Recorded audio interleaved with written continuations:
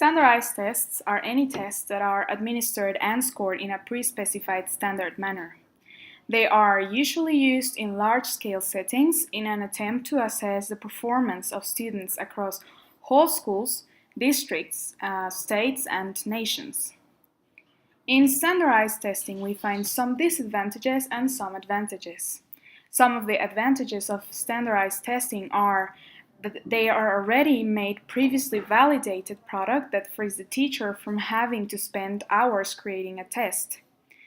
Also, administration to large groups, that would be large-scale testing, can be done within reasonable time limits. If multiple choice in format, scoring procedures are streamlined for fast turnaround time. And there is an of-face validity to such authoritative-looking instruments. Some disadvantages would be that the possibility of inappropriate use of these tests, for example, using an overall proficiency test as an achievement test simply because of the convenience of standardization, and the potential misunderstanding of the difference between direct and indirect testing. Some standardized tests include tasks that do not directly specify performance in the target objective. So there is lots of controversy surrounding standardized testing, like concerns within effects of testing. Because some people believe that overemphasis on testing leads to teaching to the test.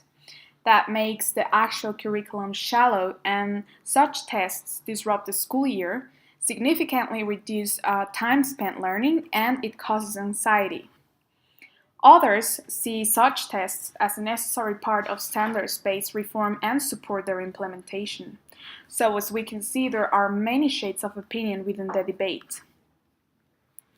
But there is also some misuse of standardized test scores. Because standardized test scores are meant to measure student performance, not the educational effectiveness of schools. A question on these tests reflects students' aptitude and things learned outside of school, over which a teacher or school has no control.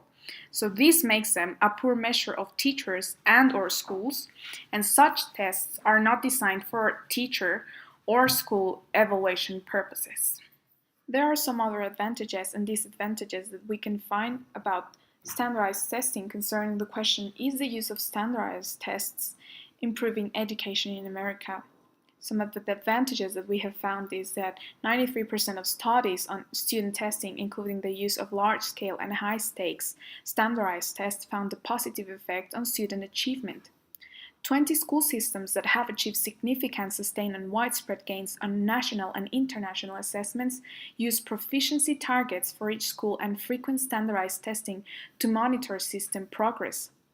Standardized tests are not narrowing the curriculum, rather they are focusing it on important basic skills all students need to master.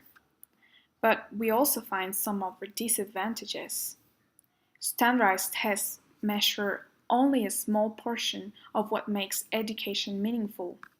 Standardized tests cause severe stress in younger students, and older students do not take NCLB mandated standardized tests seriously because they do not affect their grades.